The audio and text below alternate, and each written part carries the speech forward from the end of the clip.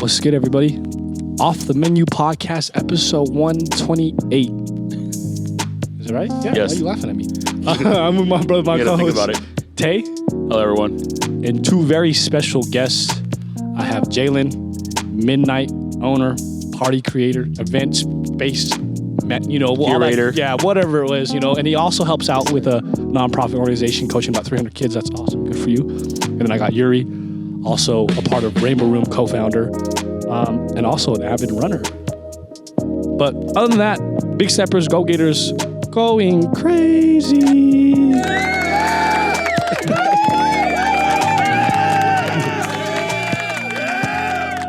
Pleasure to have y'all, man. Always. Thanks for having us. Yeah. Pleasure to be here. Yeah, man. Jalen was reached out to me. What was it? A couple months ago? Was it Yeah. before? Was it before that last Rainbow? I think it was right after. after. Yeah, I was like, we should get on here. Yeah. Speak about a couple of things. And then I started talking to Uri about some of the things he's getting into on the creative end. I thought it'd be good for him to hop on here, maybe build clientele out. Yeah. So I thought it was a good idea for me and my brother to get on here. Yeah. I've also already we've had Elliot on before too, Yeah. and then you Yeah. guys kind of coexist with Rainbow Room as well. Yes, sir. But man, excited! You guys are doing some crazy shit out here, bro. Oh, honestly. man. Trying. Yeah. You too, though. Man, I'm just a guy. Man, hey, I mean, you guys. No, R and bounce. Hey, I enjoy me a good R and bounce, man. I appreciate Part you. 3 coming soon, hopefully. Yeah, hopefully. Yeah, I'm gonna try, bro. Fuck, this shit's kind of intimidating. It's an intimidating realm, you could say. No, Because I try to build these relationships with people and DJs, Yeah. but like getting into those spaces sometimes. Yeah, that we could talk about that. It's, the event planning and Yeah.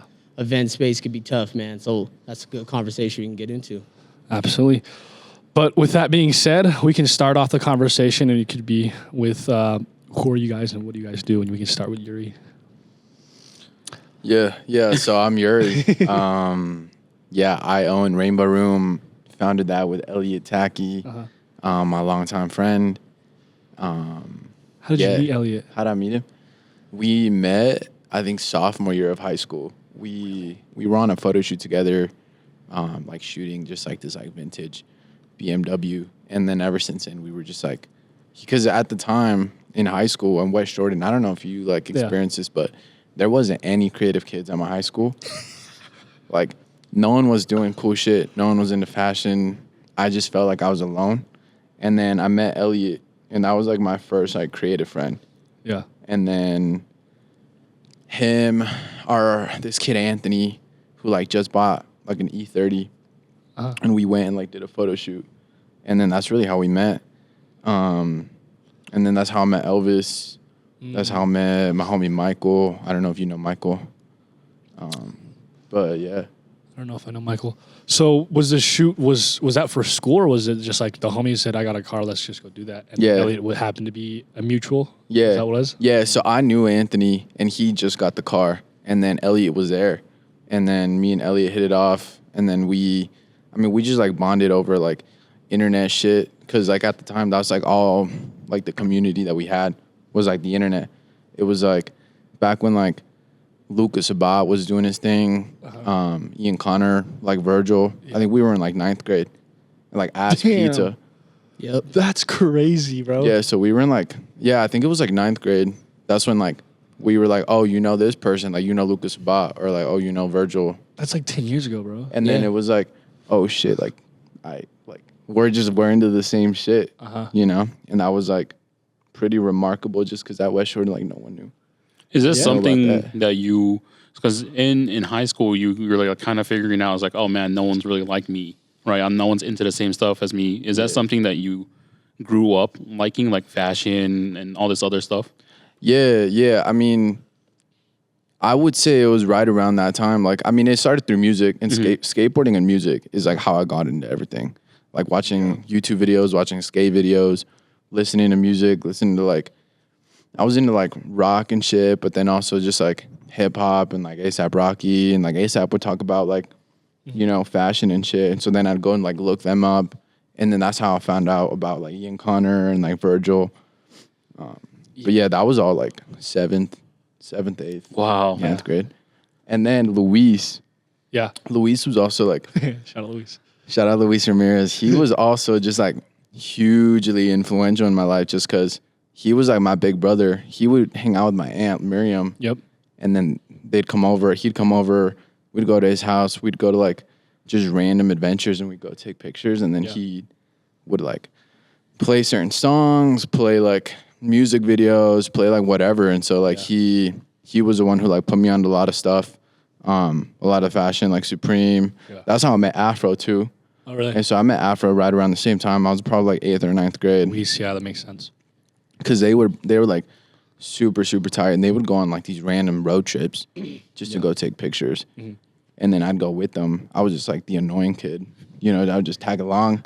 I was like 4 years younger than them. Like they didn't even, like looking back, I'm like, why the fuck did they even take me? But, you know, I'm grateful that they did. But that's really how I got into all of like fashion and art and like photography. I would say, yeah, Luis has good taste, bro.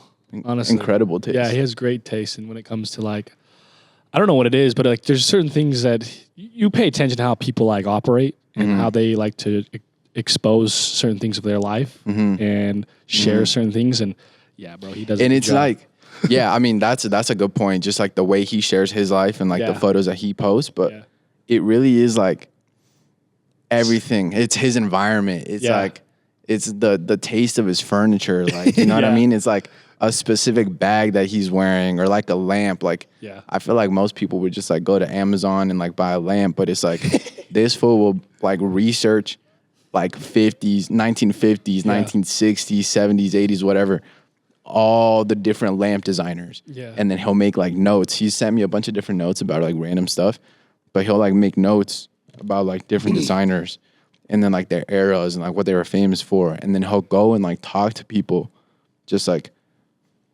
in LA or he'll go to trips and like, oh really? And like just go look at like their houses. Like for example, like there's like a few different architects. Like he'll go look at like the houses that he designed. But yeah, no, I mean his taste is immaculate. I don't know. Yeah, it's very. I'm very curious on how like his brain works sometimes because he's really smart, dude. Yeah, he's really. Yeah, but he navigates in a different way, and it's just But like I said, I have never been to his house, and it's beautiful. And I feel like I've been there because of the shots that he takes, like his rail, the chandelier, the couch, the black wall he created. And like the photos. Yeah, he's tough. That's tough. Nice though, man. You have so you kind of grew up with him. I mean, I grew up with Luis, but I went to school with him, and me and him, we were kicking it since we were like, in 8th grade, 9th grade. And we kind of just, I wouldn't say we grew apart, but like, you know, life happens. He's a father now. He does things, he travels, you know, so happy for him. But that's awesome, dude. Like that's good. Like that you were exposed to like this culture from somebody that you kind of look up to in a sense. And then you're like, damn, I want to kind of run with shit like this, like the pop culture, fashion, you know, but take it your way and kind of expose it your way. Yeah, exactly. And Jalen, my guy. Yeah, I'm Jalen. I own a Midnight Creative Direction for Lovers SLC from my father, co-founder of that basically too. So I came up with the idea with Lovers with my father and my uncle Dan. So I do that. Like I said, I coach. I just do a couple different things, but I have the same similar stories. Yuri, like I was doing the exact same thing. Like did my own research. Like found out about Lucas Bott, Ian Connor, and I was like, it was like the kings of the internet back then, which they called Ian Connor called himself the king of the youth. So on Twitter, like he was going crazy. Yeah. I couldn't even have no apps because I was playing basketball. So my dad's like, no Twitter, no Instagram. For real? No, your pops didn't let you. He was just like, he didn't want my brain because he never had it. My dad doesn't have an actual Instagram until he started Lovers. So like he was just like, focus on this and get your grades and stuff, but.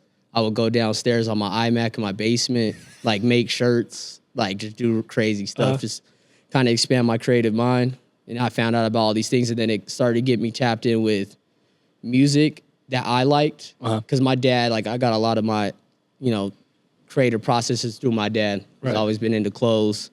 So ever since I was like a kid, I always liked clothes, wearing different things that kids weren't wearing.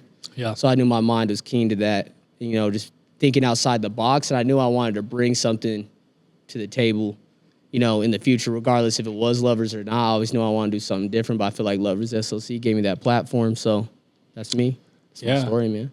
I would say, did you guys feel like growing up in school, I mean, once again, this is probably a question I know the answer to, but you just feel like kids didn't dress at all when you went to school, huh? It was like a lot kids of... were not dressing, huh? I mean, that's Utah just in general. I think it's going to keep being that way until, this community expands more and more, but Utah's a traditional state, so kids are going to do the most Well, it's simple, conservative too. You know what I mean? We got LDS families. Yeah. And like they're not trying to see all that. Tip top. And, Yeah. and once again, that's how you want to be, and you're raised, and it's cool. That's fine. I would say it's different now, though. Yeah. Like my little sister's in high school. She goes to Corner Canyon. Oh, see, that's different though. And I they feel be like. dressing. Yeah, like but those a lot kids, of them those kids got money though. Style. It's true. Well, I It's true. think now But I mean, a lot of them thrift though. yeah. See, that's what You it know, is so now. it's It's not- not- they go to the Utah bins. thrifting is actually huge too. It's though. more open now. There's a Yeah. space for kids to feel like they can dress because true. they have the influence of the internet. Yeah. But also Utah now has a market such as thrifting, Yeah. right? And so now it's opened up the playing ground because back in the day, we just had FICE. Yeah. And back in 2008, that's where we got our hundreds. That's where we got our diamond. But the Zoomies wasn't even carrying that stuff yet. Yeah. So we had our era of like dressing was like Taylor gang. We had the Chucks, we had the long short, or the, 2000s, yeah. and camel shorts, and then we all had our skate tees because diamond and the hundreds were big. The all black bands, man. Yeah, Like and then- bands, and then the elite long Nike socks. elite Yeah, socks, Nike baby. Elite Socks, see? And then then ASAP came around and it was black scale. So slowly Utah was growing. It's just you had to be in the certain parts because I always dressed like that from the beginning. Yeah. But it's just now we're more exposed to it. And I really appreciate Yeah. how Utah is starting to grasp onto it because Utah is late. We all Yeah. know that. Late as fuck. But it's like who cares? We're not in LA. We're not in New York. We don't have these things where we have to dress like this every day. Yeah. But now people were like, oh, you know what? I'm going to dress like this. This is me. This is who I am. As long as they're not wearing dirty freaking Air Force Ones, I'm okay with it. Yeah. You think you could spot a Utah in the middle of nowhere? Yeah, absolutely. You think you could? Not a Absolutely. question. I don't know if I could, bro. Actually, Yeah, you can. that's funny, bro. I could spot a Utah girl for sure. Okay, that's valid. I feel like I could spot a Utah middle-aged man. Yeah. Yeah, Also, just like a Utah kid. Yeah. Just like a guy. really Maybe early college. easy. You think that's easy? Like if you go on TikTok and someone pops up on your For You Yeah, page, yeah, like I yeah, know yeah. it. This like I'll just know off rip, man or woman like that is they're from Utah. Just the way they look. Yeah. It's a haircut too. A haircut. They're always white, but it's like girls have a very specific hair, and then the guys also have a specific hair. Yeah. Yeah, the wolf is coming back for those white boys right now. Yeah. It's They're like a grown out blowout or some shit. Yeah. That's popular. It's like too. fucking and it's long hair and it's Or like bleach, like buzz bleach. Bleach, yep. Yeah. Yep. Exactly. Where did you guys find your influence to start curating parties in Utah? At your guys' age, I wasn't thinking about it. I was just partying. But for you guys to be able to put Make some on money events, off I know we heard a little bit about your story with Elliot, and you guys was it at your guys' apartment? It was at my apartment. That's yeah. crazy because we had someone on yesterday. They were talking about how Gato. the benches broke or like Yeah. the Wait, floors who- would who shake. got it? Yeah, Yeah. we had Gato on yesterday. Top at least 5 to 10 plot. Yeah, of my life. Jalen was part of there. Bro, every time we threw a party, How old were you guys? it was the best. I was like 21. I was Maybe 21. fresh Yeah, Freshly 21. 21. Fresh 21. I just turned 21 actually. Yeah, it was a How year. long I did you turned live? You 21. live in that apartment? Like a year. It was just you. Yeah, it was just myself. Damn, he's hustling since he was. Yeah, so like I moved in. I was like still 20, and then that's why I started throwing parties because I wanted to drink. I wanted to like turn up. And so I just like invited everybody, and then I turned 21. But then we had so many friends that were like still 19, 20. Yeah. Even though I was 21, because I'm like one of the older ones. And so like in my age range, but that's why we were throwing parties. And at first it was like in the like the lounge area. It was like this crazy lounge at the apartment. Yeah. And I would throw parties there. And then eventually it was a rooftop party, and we turned that into a series, like rooftop party volume 1, volume up to 3, I think, maybe more. And then whoever's birthday was like Elvis's birthday, Elliot's birthday. Yeah. And so we just run it up there. Cops were never called on you guys? Absolutely, every single time. Oh. Yeah. And then you guys shut it down or you guys kept going? Yeah, we shut it down, or we just moved to my actual apartment, like to my unit. So you guys weren't allowed to throw parties there? You guys were No. just doing it? Yeah, we just did it. But it's like, it's So crazy. lit. dude. That's We so just lit. wanted to. We just Fuck wanted it, to. you got a bunch of... We had like yeah. 100 150 people on the rooftop, like pretty much once a month. I wish I was there, bro. Where the fuck was I? It was a crazy, it was a crazy time, man. I did this, and it was crazy. It's like in unison. I was doing the. Oh yeah, it's okay, man. You gotta experience love always. But I was doing my own house parties, and I would call them like midnight presents, because I wasn't even doing midnight parties yet. So I was pulling all the younger kids that were showing up to Lovers, because it was like the younger generation was starting to usher in, and we would do house parties up on Sunnyside by East. Okay. And, with one of my boys, Alex. So that was it. It was pretty crazy. Where did the idea for midnight come? Because I know you were. Well, did Lovers come first? Lovers is first. Yeah. Lovers came first, but I've been just saying Midnight as like a crew name. You know what I mean? Since I was like 20. Who's a part of Midnight? Like 9, 10 people now. Really? But at like the actually? time, it was me and an old friend, I should say, Alex. And then it was just me and him. At the time, he's like, my dad's like, you guys should start something at least for the creative scene out here, doing your own stuff outside of Lovers. Yeah. You know, because Lovers wanted to stay on their mission statement of, you know, having an older crowd at the time, like, you know, 27 to 40 plus. I mean, they're doing it now. Your dad's doing it now, like at jam and stuff. Yeah, exactly. Now that Midnight is takes like kind of the younger, ushering in the younger scene and stuff. So Midnight was always like a formed thing, always from like 20 years old. And then I started being able to expand that into different things. So, how do you, this is a question for both of you guys, but how do you guys navigate, you know, finding spaces for these events now that you guys are hosting? And then on top of that, like, how are you finding the DJs that you guys are getting as well? Because Elliot kind of gave me an understanding of what he does, because he also DJs, but like on your guys' end, because you're back end, Uri, it sounds like, you know, but obviously we know that you're the co-founder, but like, what is it that you guys do to kind of get those spaces and get those DJs in there? I feel like with me, I always like to just do my research. So like all I watch I don't watch TV. I don't watch a TV show or nothing. Yeah. Outside of like Euphoria back then, but that's not a thing. Please bring that back. HBO, come on, man. Did they cancel it?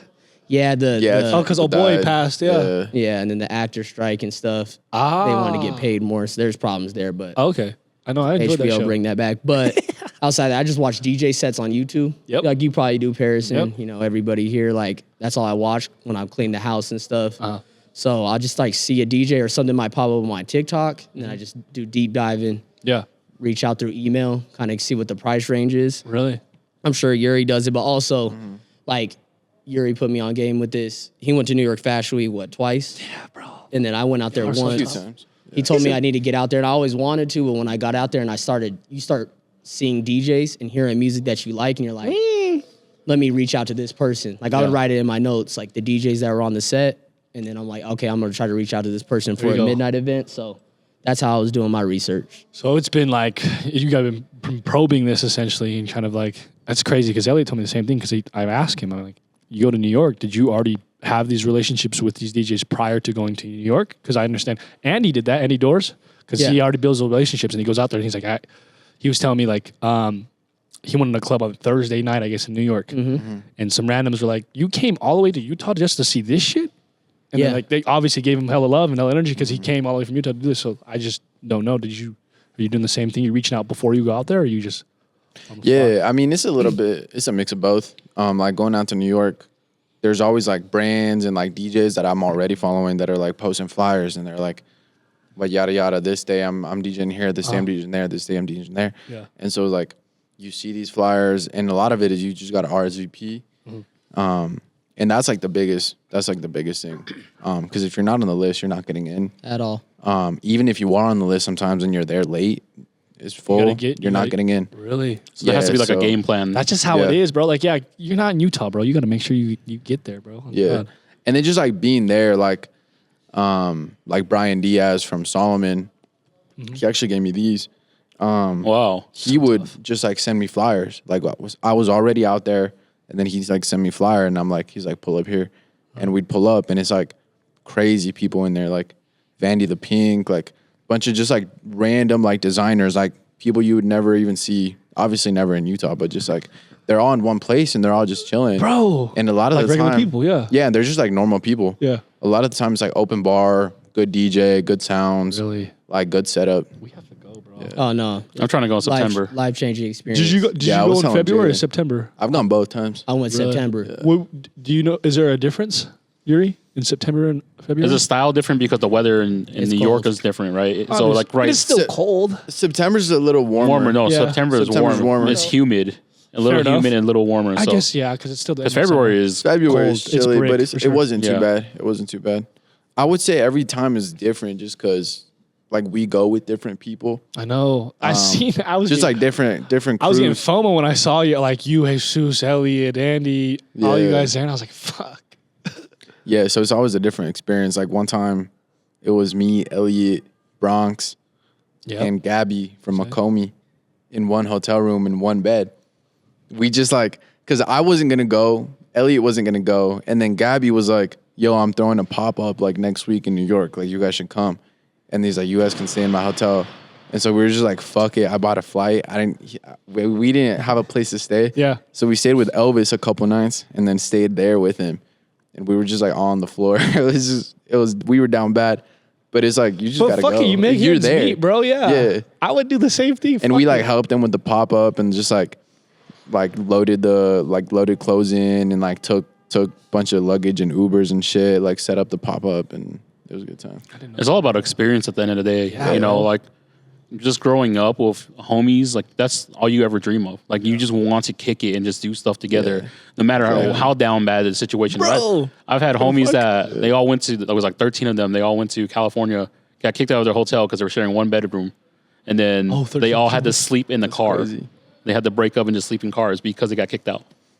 So it's all about experience at the end of the day, because now you can tell this story and be like, yeah, dude. I slept on the fucking floor. Oh, no. Yeah. That's how it was for me. Like we had 11 people in our Airbnb yeah, in that's September Brooklyn. you went? Like Yeah. we're in the hood of Brooklyn though. Yeah. They don't know because I don't know. It's my first time, and then like New we York, get there, yeah. and then a girl on the subway's like, "Hey, watch out!" Because I had the VHS camera, so I shot like a 20-minute mini doc Yeah.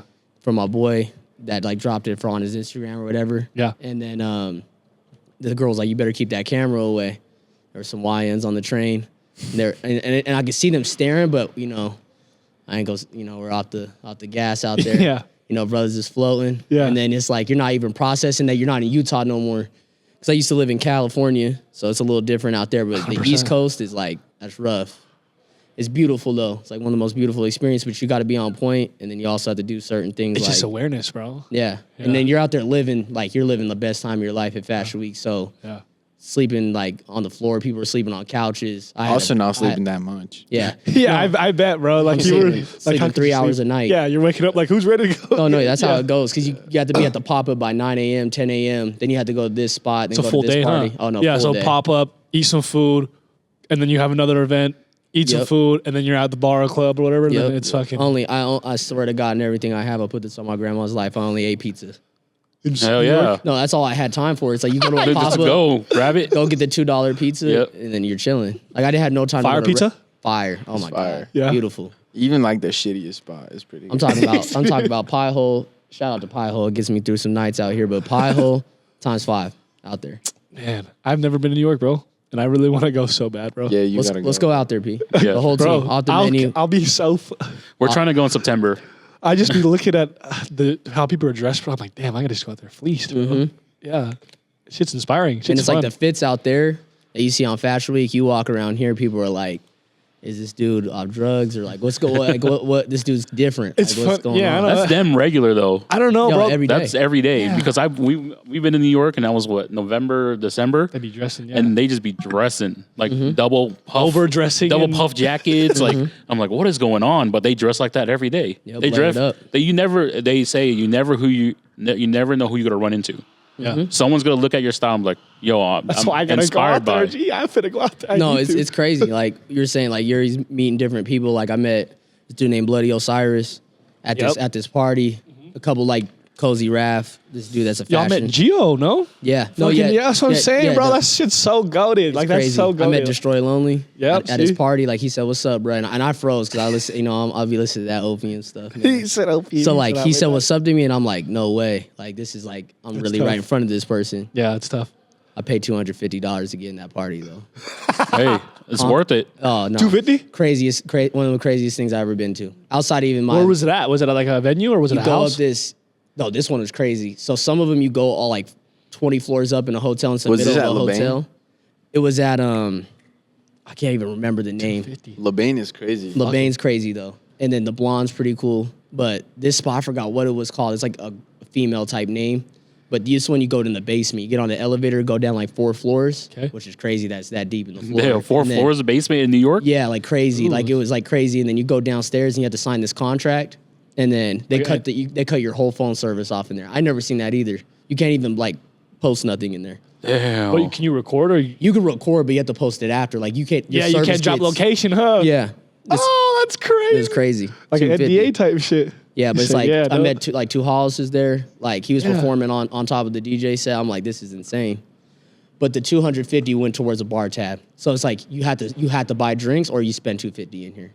Oh, so you get $250 total in drinks. Yeah, so it's kind of like how That's we did. Bad. It was like that. You drink. Well, I guess $250 is not that much. I guess. Yeah, it was like the idea of like our party that we did. With Nocturnal in October. It's like you could buy the $100 ticket, but you get 5 complimentary, refreshments or whatever. So it's kind of like that same idea. Yeah, so it was pretty cool.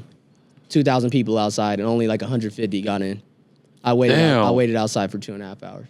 2.5 hours? Yep. And what time did you get in? That's first person in. Oh, you first person in line? In the front of the line. People were trying to pay me to sit in the front of the line. I think I racked up like at least $80, $90. Like, you let a couple people. Yeah. Oh yeah, like there's like fashion people, like some people that like own these brands, like the owner of these jeans right here. Yeah. And then different brands like this little biker chain. I met him out there during Fashion Week and he saw me. He's like, bro, like let me get in line. I'm like, I'll build a connection. I'm like, oh yeah, you can post up with me, whatever. So it's pretty cool. Damn. And I still text these fashion people to this day. So it's like pretty cool that they're in that scene. I like clothes a lot, so it's pretty chill. Is that something you guys would want to expand into? Because you guys been in New York Fashion Week, you guys do the curating parties. Is that something ultimately that you guys can think about doing, like going to New York and curating your own party and putting some clothes together? Should be fire. Yeah, I would do like a midnight pop-up. This dude reached out to me actually about trying to do something in the fall. So it's this fall Fashion Week, so September. Alert County, like 50,000 follower brand. It's this, like I said, this dude's biker chain brand right here. But he does a bunch of clothes and stuff. And he's like, we should do a midnight pop up in Texas. That's where he's from. And have you guys bring out some DJs and then have like a midnight X Alert County and then do one in New York.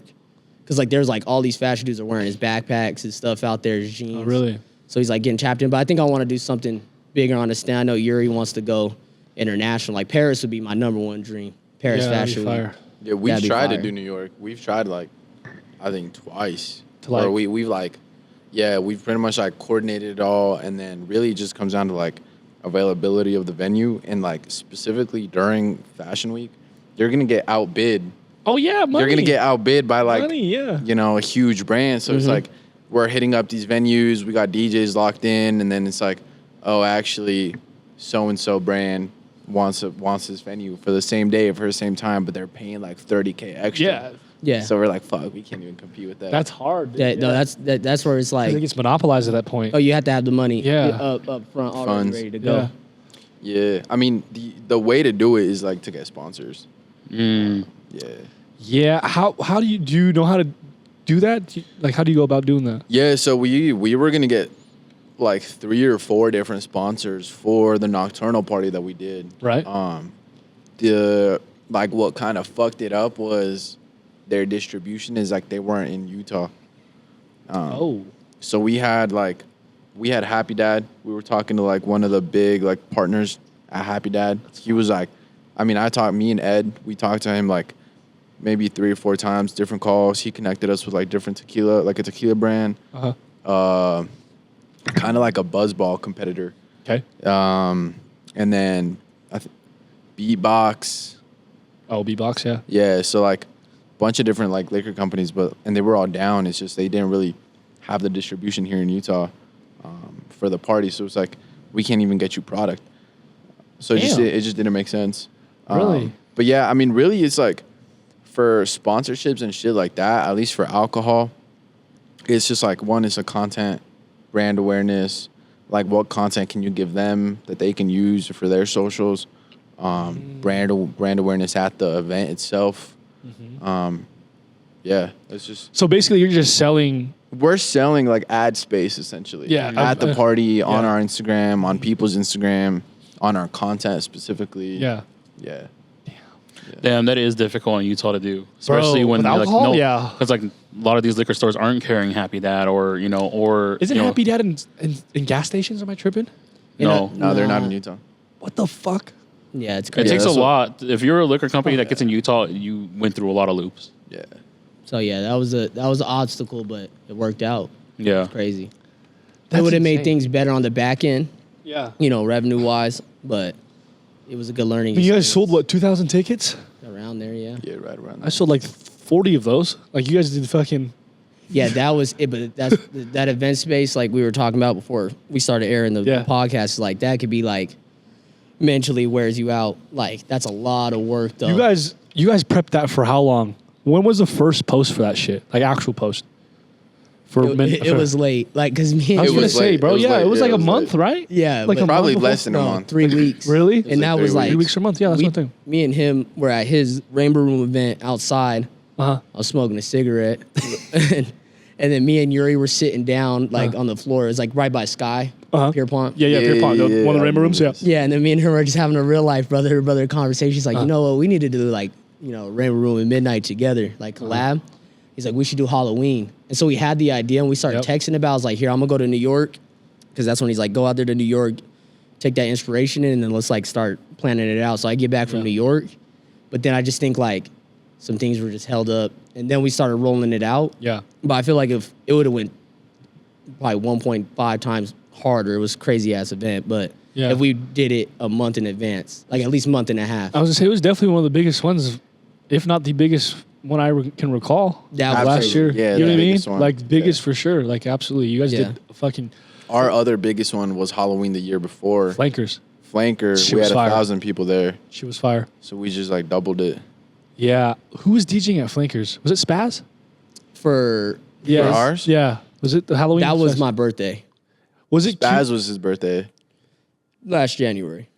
last January at Flankers? at Flanker. It was like Oh, the but 13th. Spaz did do before his Halloween event. Spaz did her own like vampire themed. I know, Oh, but yeah. Flankers last year Halloween. Who DJ'd? Was it Zillion? No, he did my Zillion birthday was in January. Oh, see, there we go. Yeah. See, that's where I'm getting lost. Okay. Their Rainbow Room and Midnight always do like I know. events like a month. I'll Was do it one after, but that he'll do last one Halloween? before. Who were your DJs? Do you remember? Fuck, that's a long time ago, bro. We had Daniel Mortensen. There we go. Shout out, Daniel Shout out. He Lawrence. did all the production for this last Halloween. Oh, really? Dog. Yeah, he was like in a trio, DJ Nebraska. Yeah. I don't know if you saw that, but he Yeah. did all the direction, like creative direction and production for the lighting. For the, I know those you the did lighting this. setup. Yeah, you guys did a good job of that. You guys did a good job of the space there, honestly. And the crazy thing is, like, they didn't give us anything to work with, man. You guys had to bring everything, huh? We brought in everything. Because it was an empty. bro. It's an empty warehouse. It was an empty Yeah, warehouse. you guys had to bring like so. And- You had to rent lights. You had to rent the Yeah. beams. You had to rent the speakers. everything. The fucking. everything. Yeah, I wish it was empty when we got No, there. actually, that's facts. That's facts. Oh, that's facts. you guys had to move shit. I wish it was empty because it lockers. was Like so lockers. So you much guys had to move fucking shit, though. in there. we're we moving did. Troy Boylan's locker in there. I swear to Shit. God. We did. We went in there and just like moved shit for like 6 hours, just manual labor, like big shit. All the shit from the Nike pop up that they Yeah, the did there. terminal, Oh, the they did Terminal there, 23 from All Star yeah. Weekend. Yes, they had all y'all That did shit it. was still You guys in did it there. Yeah, That's a that- big ass warehouse. No, Yeah. it's right next to Driftline. Yeah, Yeah. big as fuck, bro. And it has That a shit- it has upstairs too. Yeah, no? they made like a maze in there when Yeah, they that did has the pop upstairs. up. And we plan on going The upstairs. plan was upstairs because there's nothing up there, but it wasn't rated. Like the floor Yeah. wasn't Yeah. strong enough Nope. for 2,000 people. Fuck no. Yeah, and we don't want to deal with that. Also, there was no power. I my had to get an electrician to come in and rewire it all so we could just have power. So like, Man. you don't gotta tell me exact cost, but how much did this cost y'all to do, bro? Way too much. Oh, way like a too lot. much. It had to be a couple bands, bro. More than a couple. Yeah, we're lucky that like Yeah, I wish it was a couple bands. Oh, she. That's what I'm Oh, saying. no, This no, it no. sounds That, way and then more. including Yeah. the manual labor. That's what I'm and saying then because trying like to- yeah. because the Daniel has to get all the things for production. Yeah. That's that right there with the lights and that's already fucking a band at least. And then you had to fill the whole warehouse. Oh, so no, you guys are it's that's what I'm saying. Yeah, I know. I know it's a lot of money. You guys had to fill the warehouse with speakers in too. Yeah. Like you guys had to. the whole thing. Yeah. It's dirt. It was dirt rocks. It and was pavement. dirt too. It was just gravel. Yeah. Oh, on the bottom? The bottom, the floor. Like there's was just cement, gravel. but there's gravel areas where the beams are coming down. So we had to cover sweep those ups, up. cover- yeah, like 'cause cut up. injuries and- Yeah, it was long, bro. But sometimes there's like a beauty in that because like, you know what I mean? You guys put all that work in to like empty this out and make it look like somehow you wanted it. Yeah. So you know. No, Yeah, it was. yeah, It yeah. ended up working out. Like when you Yeah. think about it, it was cool because in a lot of like European countries, I was talking to Daniel about this for like 20 minutes because I was Yeah. stressed out. I was like, bro, do you think this is gonna look straight? Like you do these bigger parties out there in Orem and stuff back then. He's like, bro, this is beautiful because in Europe and Yeah. stuff like that, they do like the same kind of tunnel. scene. They do like tunnel like in like overpasses Yep. and stuff. And it's dark, There's bro. He's like, there's rats running down there. He's like, people like they know what they're walking into when you say warehouse. And I'm like, okay. And then after that, I started thinking about it. And then we turned the lights off and all the lighting started going off. And I'm like, we're good. Yeah. I feel you though. Yeah. You'd be It stressing. was the night before that like they were coordinating all the lights and shit, and we actually saw Yeah. what it was gonna look like. Yeah. Yeah. That was a I know when you beautiful posted the sneak peek, I was like, yeah, that looks fire as fuck. Yeah. And Was it like crazy. a breath of fresh air? Like, damn. Nah, this not is- yet. Not yet. Not yet. You not guys are an yet. after. That's my biggest problem. Yeah. with the My band. breath of fresh air was like 3 a.m. the day of the event, and I got fucked up with Ed. Like I didn't drink the whole event until After? 3 a.m. It was like pretty much over celebration. celebration. I was so fucked, bro. Oh, Finally, yeah. I finally had like a time to like settle down and just like catch my breath. You were so happy it was over. Yeah, I was glad as well. Yeah, I was done. Yeah, you I were was, happy. I was done. I Because mean, Kobe and you were fucking sloshed though at the end of the night. That's the time I got to 1:30. go in there. It 'cause, was like 1:30 when I got with y'all. We took those pictures. Yeah. After that, bro, I went outside. I was thrown up outside. I won't lie to you. Oh no! Like I didn't get a party till 12:30. That's what I'm saying. Yeah, I didn't see you. I didn't see any of you all. But No, I it was- saw Ed because Ed was man in the front, bro. I feel bad for Ed. Ed was stressed, bro. I'm not No, gonna lie. shout out Ed. Yeah, no, real shout life. out Ed Ed. was stressed. We He was- couldn't have done it without And him. he was helping me the best he could because I was like, I had a table with Nima. And I was just letting, I'm not gonna lie, I let some of my homies in, but they paid for tickets. I just didn't want them waiting in line. So I was We just let like, a lot hey. of people in. We let way too many people in. Probably like 400 people. For free? Mm-hmm. Yeah. Had like 1,300 pre-sale, and then we probably let 400 in for free Okay. because it was too much. Like we didn't. The thing To about navigate that, through the security, Yeah. like I would say line. for anybody that's like trying to do events, if you're watching this far into the podcast, I would say like make sure you have sponsors if you're doing something like a big event. Make sure your staffing's on point. Make sure you have good security. Yeah, good security. security, yeah, bro. That's the most important thing. And your ticket system set up Is correct. it's convenience at that point. Like the line has to be convenient Mm-hmm. as condescending as that sounds, but like people hate waiting in fucking lines. So Mm-hmm. if you can get in, get it, and fucking get it over with, and yeah. Yeah, people are climbing over the thing. Like Yeah, the I rope. seen you, People yeah. are walking under it. It was bad, but it was fun though. It's like it's the mayhem of the situation because that's made it somebody's fun. willing to do some shit. Like You you get think in there about that bad. Yeah, exactly. Yeah. Also, it is like kind of sick, like to like see someone. They're like, "Yo," and they're like, "All right, you're good. Just come in." Like that is kind of a cool feeling. And that's how you build a lot of that community stuff is built that way. Yeah. When you look out for someone like, oh no, I got you, bro. Like, Yeah. slide in here. You're looking out for this I know. person. They're gonna show up to your next thing. Yeah. For Even sure. Boy, girl, whoever it is. I know you, Kobe, and Ed were out, and y'all were like, "Yeah, just get in here." I was Just like, go. "All right, bet." Let's come. Let's go. Let's go. I was let's like, go, "All let's right, go." bet." Yeah. But I do want to say shout out to Jayon. Shout out Jayon Burton. And shout out to Edward. Those are my boys. Yep. Thank you. sir. That event wouldn't have been done without them. Yeah. That's people don't really know that, but big shout out to them. Very humble to have them in my life. So shout out to y'all. I was just say, yeah. It was like a week of like 4 to like 6 hours, like in the venue, the whole week leading up to it. yeah. Every day. And then Tell- every yeah, day, Yeah. every day day. leading up to it. Slackwater and they were pizza. there. Slackwater Yeah, we pizza. lived on Slackwater Pizza for like a week. because it was right there. Like, Yeah, I hear you. it's crazy, but it was a fun experience. Yeah, I was gonna say that just sounds fun. But, like you're with your boys, bro. Yeah. And, like Yeah, it was you guys good. made something like Yeah, I built those friendships amazing. out with them though, because like me and Uri were, tight, but me and him got even closer like through that. Yeah. Like I'm definitely. super thankful for Uri. He's my brother. He pushes me, creatively. So, that's fucking me up too. y'all ever seen The Last of Us? That's like them zombies and Yeah, them yeah, teeth yeah. start chattering. I'm like, all right, now I'm getting PTSD from hearing them sounds in here. Yeah. But yeah, man, it's just I got closer with those dudes. You know what I mean? Through there, I work with Edward now, so every day. Oh, you work Yeah. with him? Yeah, it could be a little annoying, but Where do you guys work? can't get that up. Hey, but shout out. I'm playing. I work for Enterprise. Oh, So, really? Yeah, do the national like car extent. Rental. Yeah, Okay. it's busy, but I'm getting ready to leave there. Getting ready to hop on over at a firm around July, August for my cousin Trey Bardot. He's the accountant for Lovers. Yeah. One of the co-founders. So I'm getting ready to head over there. But Edward, I work with him. So it was cool just to build those experiences with these guys and do our first collaborative event. It was pretty chill.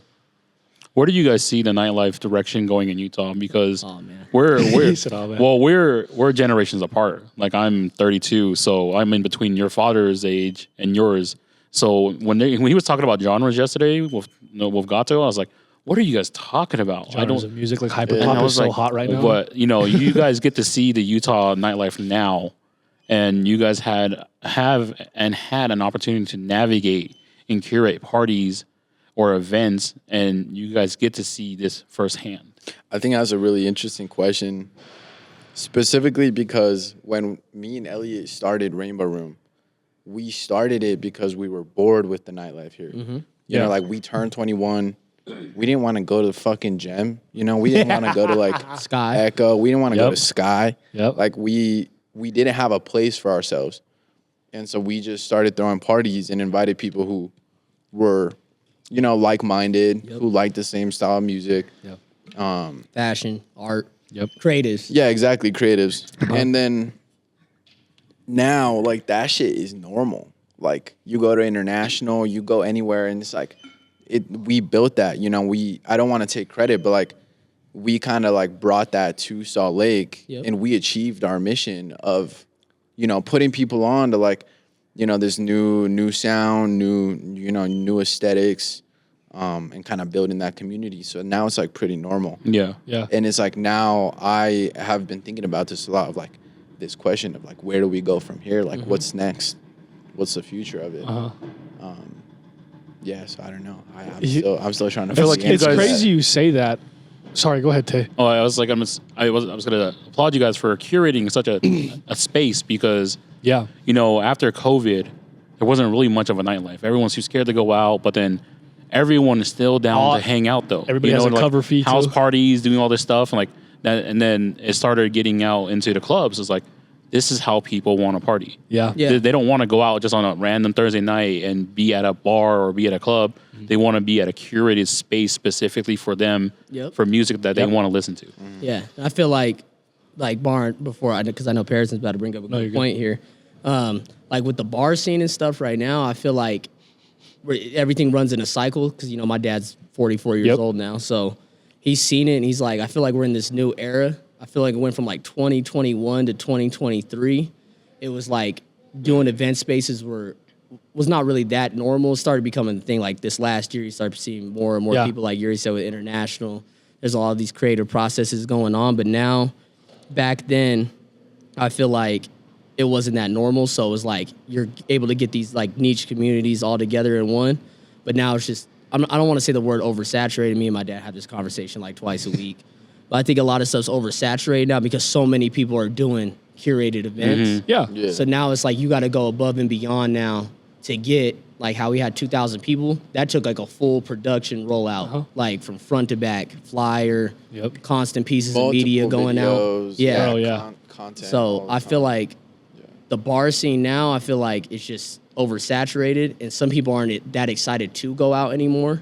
So I feel like it's just time for people that are doing curated events to really, this is your time now because people are looking for that. They don't want to go to Green Pig all the time or go to Sayonara all the time. Shout out Sayonara for the DJ room. I was there I think that was last week or No, yeah, when I saw weeks you ago? and they opened up the dance floor. Yeah.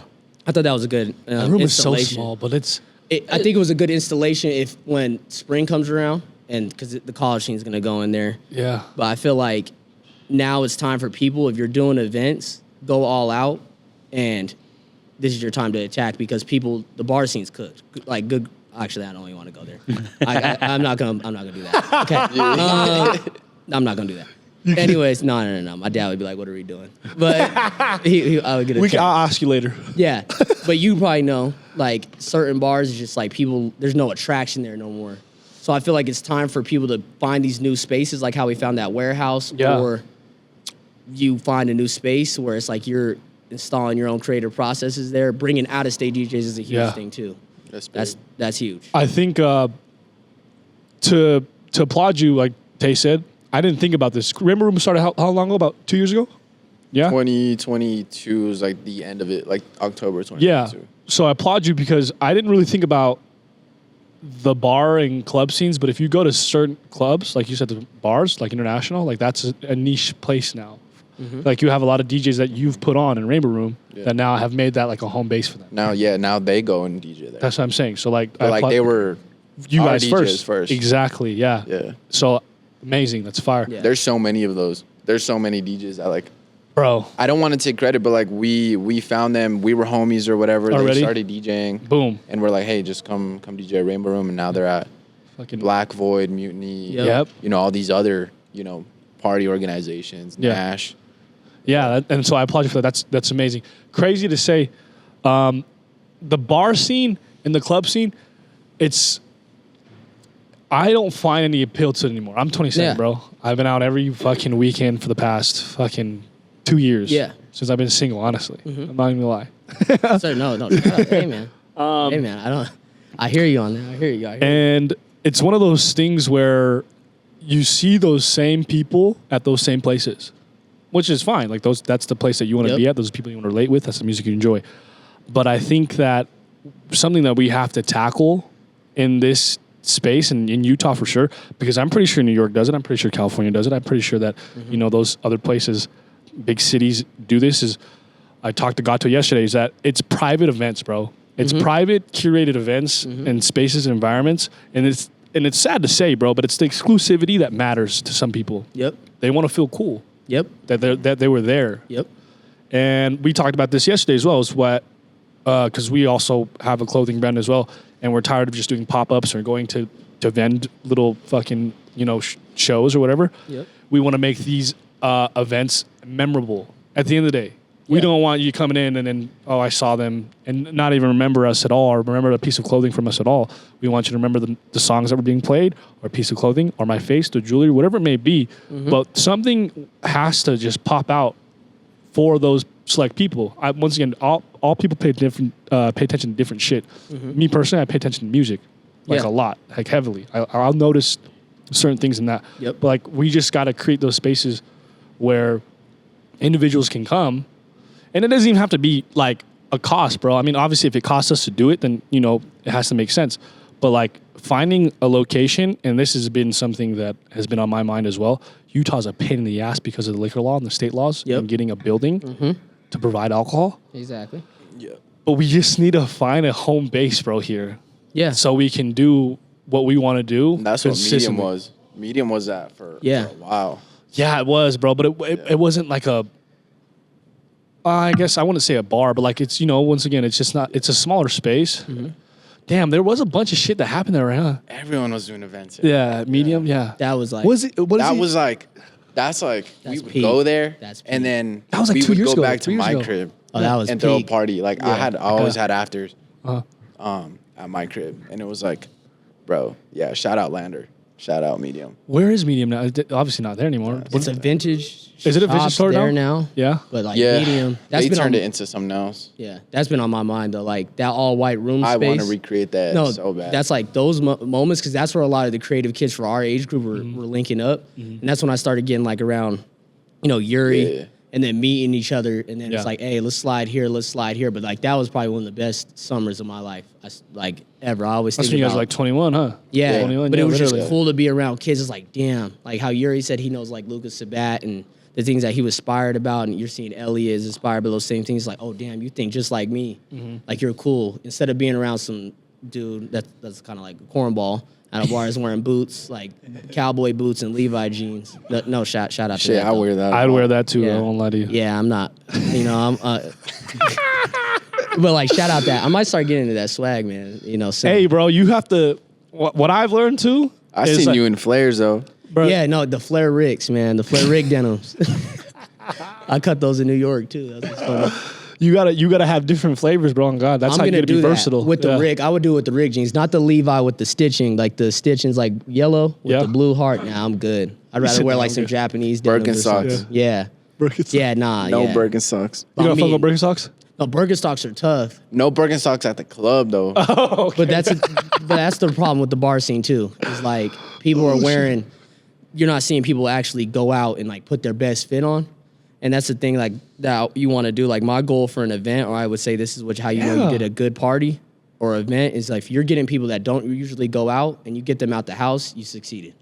Oh, yeah. Yeah, like if you see like a girl or a dude that you haven't seen in 2-3 months, like at the bars at all, Yeah. 4 or 5 months, and you're like, oh damn, they're here in this spot. You know you're in a good spot. That's how I felt with Arm Bounce, bro. Yeah, like I saw so many faces I hadn't seen in so long, bro. And Yeah. of course, I saw faces that I've seen Of course, regularly, yeah. but like there was a handful of faces, my own friends, Yeah. that I haven't seen in fucking years. Yeah, like there's people that came to me and Yuri's Halloween thing with Nocturnal Yeah. that I haven't seen before that in like 7-8 months. Yeah. And you're like, damn, they're really in here. And then there's people I didn't even know were in there till the pictures started coming Till out. the pictures came out. Or they Man. reach out to you like, hey, your party was lit. And I'm like, damn, I did not even see you in The there. craziest thing too is like you'll just meet someone random, right? Like for the first time, I've never met them, and they're like, "Yeah, I own Rainbow Room. I threw like this Halloween party." And they're like, "Oh my god, I was there. Like, Yeah. that was like the best party I've ever been to."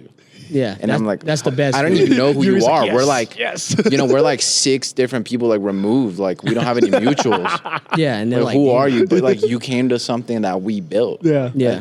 It's the greatest. That's That is the a best crazy feeling. feeling. That That's is a a good feeling, crazy bro. feeling because like you never know who you're gonna meet through other people, you know. And it's like how you said it's like you're like 6 people removed. Like we could have known each other, but we never crossed paths. But now we did. Yeah. You know, and so yeah. That's funny. So, any future plans for any new events, man? I think I'm excited, bro. we were gonna do New Year's. Like me and it's funny. Me and Yuri looked at each other. and Damn, we're back to like, back in the holiday season. Nah, That's tough, It would have yeah. been crazy because we were gonna do like what you were saying was like a private invite only, Yeah. and do like handwritten invites, like Yeah. cursive, whatever, just like some Yeah. clean, sleek stuff, like formal suits, kind of like. Did you see Brent Black Fies' tie. New Year's? Yeah. You see that? Yeah. Was something like that. But Yep. I was just like so worn out, and I'm like, I just need a break from this space. That would have been I know, bro. I honestly, New Year's was tough for me because I went out to Urban Lounge for Spaz's thing first, and then I went to the homies because it was his birthday, and I was like, yeah, I don't want to fucking do anything. Yeah, it just seemed like everything was dead this year. Yeah. This You New just Year's was wanted to, pretty. like, This New chill. Year's was pretty it was pretty soft, honestly. But that's why that's what I'm saying about if you are an event planner, is you want to be able to attack in 2025. And my key word and goal word of this year is being intentional yeah, with anything that you do creatively, because like that's exactly why you do events, because there's nowhere to go. Like for Halloween, it was either you're gonna go rave, and if you didn't rave, you were Get at freaky, a spot. yeah. Or you're at our nocturnal party, with Rainbow Room at midnight. So it's like New Year's. That would have been good if we did it, because those people would have been going in there and they'd Yeah. been excited to go in there. Yeah. Especially if it was invite only. So we just need to take a break though. So March It was a lot of for work. me. March for you, right? Yeah, I'm trying to do like a boiler room situation. Bring Yeah, we talked about all this. out of state DJs. I got a couple people in Midnight that are learning to DJ. They're trying. I'm a tough judgment on it, but shout out them. They're learning though. That's Yeah. what Midnight's about is giving people creative range to be themselves. So Yeah. they're cooking up. We'll see how they're doing around March, but probably have them open up and then straight out of state DJs. Yeah. Bring Shino back out. Yeah. And then probably Zillion. Yeah. He finally responded to me. Shout out Zillion, man. He's blowing up. Like that DM's hard. Yeah, I see. That I DM's bet. hard, and text message is hard to get back from him right now. But Anything for Rainbow Room? Not yet, huh? You've been Bro, my mind is like on, back end right now. yeah, like 6 other projects outside of Rainbow Room. Yeah, I forget you. I don't know if I should say this, but you work for like Kimbo, Reclusa. Yeah, so so that's like something I've been working on. Yeah. That's like taking up all my time. These are I was it. gonna say, yeah, those These are it. go get him. Go get them RakuzaLounge.com. Shout out. Little plug. So I'm building that. Rainbow Room though, I want to head in a different direction, specifically on like the content side. Okay. Like every DJ like event, like everything that I'm inspired by, they always have a radio. And so like that's one thing that I want to start here in 2025, Rainbow Room Radio. And then not only can we like put on and like have local DJs, but also out of state DJs that'll help us connect with other people that we're inspired by, and just kind of like help us expand. So like a radio show, actually. Yeah. So bring them on, Yeah. quick interview, and then boom. Yeah. We have you do a set. Like an hour. Yeah. Set. Yeah. Yeah. And it's really, I want to do like audio just because, I mean, you can listen to it, Spotify, whatever, Apple Music. But a video would be awesome as well. But specifically audio just because it's like, I don't have to go to Tokyo or whatever to like interview someone. Yeah. We could do it over Zoom. We could do it like mobile, like remote. You can even just do it on phone. Yeah, we just do it over the phone. And so like that like Smart. barrier to entry is like pretty low. And then eventually, of course, we'll have like video. You know how like Afro's doing. Yep. Like, Crystal Terminal is so fire. Yeah, so there's like a million of those. You know, Elevator Music, Lot Radio, Yep. Rinse FM. Like everybody's got one. So I think that's like one of the biggest things I'm focusing on for Rainbow Room. Yeah. And then that and like clothing. Kind of want to start treating it a little bit more like a clothing brand, not fully, but just kind of like building. I would say to me, like Rainbow Room is more of like a lifestyle. It's a lifestyle. It's like it's a world. You know what I mean? And like parties is just one facet of that. And so, you know, you can engage with parties, you can be part of it, but like you're still, you know, there's so much more that about Rainbow Room that like, you know, people can be, you know, a part of is like fashion, clothing, of course the radio show. Music. But just overall music, giving just an overall. opportunity to create, right? And instead of having one single lane, you guys use your guys' curating for events to open up a space Community. and build this community, this world, right? We had a Comey on. He's talked about world building. Yeah. You know, and that's what you guys are, you know, selectively doing right now. Same with Maya. Maya said that Tej. He said he just builds worlds. There you Yeah. go. That's Maya Summers. Yeah. Yeah, and that's what's crazy. Is he was saying that I was keeping it more inside, but with Midnight, I'm trying to do like multiple things. So of course, like 2025, I'm trying to go extremely hard just about myself, health wise. But when it comes to creative stuff, I'm just wanting to start doing Midnight TVs, like releasing like mini docs, VHS style, different types of filming, like once every 3 months, 2 months. Yeah. Do that. I want to do a Midnight skate crew. So getting all the top skaters in the state, having them meet up at the skate park, having them have like midnight merch, midnight skate crew on the back, and just do like crazy video shoots with that. But like just doing a bunch of different crazy stuff outside of just events, because I feel like that's just it's starting to get not oversaturated, but We got to push the boundary. Like you said, you have to. So since you have a community now, and this is not necessarily advice, but this is just kind of my opinion. It's more so of having an attachment to, or your community needs to have an attachment to you guys or your brand, essentially, right? Whatever it is that you're building. So, like you said, aside from parties, it's going to be fashion, it's going to be music, it's going to be, like you said, things are going to be with intent. Like you're going to have genuine people there. So I think it's just finding that niche, and you guys probably already have, but it's just having a genuine connection with your community, your people. That's all it needs to be. Because once that's there, it's only going to get bigger. At that point, you know. Yeah, and I feel like doing different stuff to that, like out of state places do, like doing like a midnight gala, or if it's Midnight Rain Room gala, or you do like a Met gala, of course, here in Utah, but you get like a clean space. That's the hard thing is with the liquor laws and stuff like that. But having people come in their best dressed, and it's like invite only. There's only 95 people in here. But it's the top 95 people in the community or people that really want to be in that room, you have them in there. So I feel like having all the creatives in there is like a good idea. So I kind of want to branch out just from like big parties and start really having that same inspiration I was getting from Medium, like around that time, because that's what that space was. That was inspiring for me, is grabbing different people from different communities and doing smaller things, because it is more intentional to them. And it opens up the new kid's mind that's 17, 16, 15, 19, 20, that wants to be creative, but just wants to be seen. Is giving them that, you know, that eyesight on what they're doing and expanding their vision. So that's my goal for 2025, is to do more than just parties, which when Uri said that, I was like, we're on the same page. So that's more really the goal this year. Yeah, we started in 2024. I don't know if you've seen, but we shot like a documentary about Anastasia. Yeah, so we shot that. We went out to LA and shot her, Quinn Blake, our good friend Dakota, and we just want to keep running that. So just in 2025. Just give inspiration to your community of like, this is how we did it. This is what it is. It's more than just me partying. This is my attachment to me being a DJ. Music's attachment to me. 100%. Yeah. I love that. Yeah. Well, neither of you guys DJ though, huh? I know how. You know how? I'm about to start learning. You know right how? now. Yeah. I DJ'd at my birthday party. But you just don't. I grew up playing music. Like I was 6 or 7. The kid unlocks? Oh, playing music in general. Okay. Yeah. When I started playing piano. And so like I learned music theory, learned music. And then around 11, 12, I picked up a guitar and drums, bass. Yeah. And that was like my thing. That's why I love music. Yeah. But I never like wanted to be a DJ.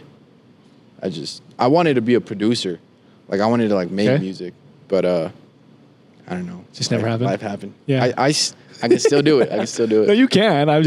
It's just not there anymore right now. Not right now. Yeah. But eventually I did just get a guitar. I bought one on Sunday. So do you still know how to? So you still know how to play guitar? Yeah, you still know how to play Yeah. Drums, piano. Yeah. That's bass. Bass. Yeah. That's 4 different fucking languages, bro. It's all one language. It's all music. I know, but like it's like 4 different skills, but in the same language. Yeah. Because like playing the piano and playing guitar, they're not too far apart. They like people that play music can tell you. Really? It's like, oh yeah, I can do that. I feel like that's so fucking. Like, the drums have to be different, bro. The drums are crazy. Okay, that's a wild card. Yeah. But it's kind of not too, because I've seen people play the bass be able to pick up the drums really easy because they understand. Yeah, I don't even understand music theory. Yeah. But like maybe my brain does, but I don't understand like the technicalities of those things. Yeah. It's beautiful. I mean, I was like 6 or 7. Shout out my parents for like taking me to piano lessons. Yeah, it's fire. I wish I knew how to. And granted, my parents just let me do whatever I want. If I asked them, they probably would be like, "Hey, yeah, go ahead, I'll pay for it." But I never really. I was hooping and playing football. Yeah. Real life. I hear you on that. Dude. Yeah. I hear you. Well, we're coming towards the end of the podcast. This is where, if you guys have any topics or things that you have coming up, we can bring it up now. Any questions? Any questions for us? And then we have our closing segment called the Chef Special, where it's free advice to the viewers, something that you've taken in your life that you can offer to the viewers. Fire. I mean, I just want to tell you guys thank you for doing what you do. Of course. You guys are good people. I'm proud of you for, bringing this in. This, like I said, what I'm trying to do at Midnight is what you guys basically do is bringing, community together and shine a light on multiple creatives throughout the city. Because I went through your guys' at least 50 videos on your Instagram, just seeing how many different people you're bringing on. There's there's a dude with the lip piercing. He has some long hair. I'll show you after the thing. He looked like he was in a band. Oh, Kyler Vick? Yeah. He's badass. Yeah, he's fucking jackass, basically, bro. Yeah. See, you got different people on here. It's not just like DJs and it's multifaceted. So shout out to you guys. I'm proud of you. That's just my message to you. That means a lot. I don't even have any questions because you guys got, you have all the answers. So, I'm always around P here and there. So I always ask them questions, but I appreciate you guys. Of course. Thank you. That means a lot. Yes, sir. Yeah, it was a pleasure. Of course. Chef Special from both of you. Man, anybody that's watching this far, I would just say, really, like I said, just be intentional. I've been texting all my friends that even when they send me birthday messages, I said that in messages, be intentional this year. Attack anything that you want to get to and just go hard this year. And if you want to be creative, don't be scared. I feel like a lot of people hold themselves back from approaching some of the things that they want to do. But honestly, this is the time right now. I feel like there's a shift going on in the world. And there's this huge gap open right now for people to really take off. And, money's everywhere. And it's not about money, but, feeling rich inside your soul. I feel like there's a lot of opportunities for you to reach that limit in your life and, go overboard. So just go hard this year. Yes, sir. If you have any questions, reach out to me on Instagram or reach out to Rainbow Room Midnight. Those will be below for you. Yeah, we're looking for any DJs, kids that want to learn how to DJ or want to do work on flyers, creative direction stuff, just tap in. We're always an open book, and we're trying to build out, teams here. So just let us know. Appreciate you guys. Yes, sir. Go hard this year. Chef Special, Uri? I couldn't have said it better myself. Jalen did a great job. I think the biggest thing I've learned personally, I'm not gonna give unsolicited advice, but just one thing that I've learned is to just do shit. Yeah. Just try it. you're gonna fail. That's fine. Like you're gonna have like 70 people at a party. Like when you want it, you know, bigger, you know, just do it. Like literally just like, don't hold yourself back. Even like personally, like I like have lived, I guess, like in fear for like certain projects that I wanted to do. And I'm just like, what if like no one fucks with it? Like, Yeah. But it's like, really you just do it. Just believe in yourself and just take action. Like nothing's going to change if nothing changes. And I think that's how I'm living 2025. Get your ass up and do something stupid. Exactly. And if you think we're cool and we're doing our thing, I'm still learning myself. Like I'm learning to DJ this year. I'm learning to get on Adobe Photoshop, and because I'm working on some stuff outside of just midnight stuff that I want it to be pretty huge, but also like Uri said, don't be afraid to fail. So just go in there, just try it out, and you're good. Yes, sir. Yes, sir. Yes, sir. Make sure you guys are taking advantage this year. Once again, this is the year of the snake. The shedding of the snake is happening this year. You're going to grow. You're going to get stronger. As long as you're willing to figure yourself out this year, the universe will grant those wishes. Yeah, put that time in, bro. Make sure you guys do it. And but I want to thank you guys for joining us here. Make sure you guys follow Jalen and Uri Thank you. down below. Peace out, y'all. Appreciate you guys. Play excellent, play beautiful, and play proper, stupid.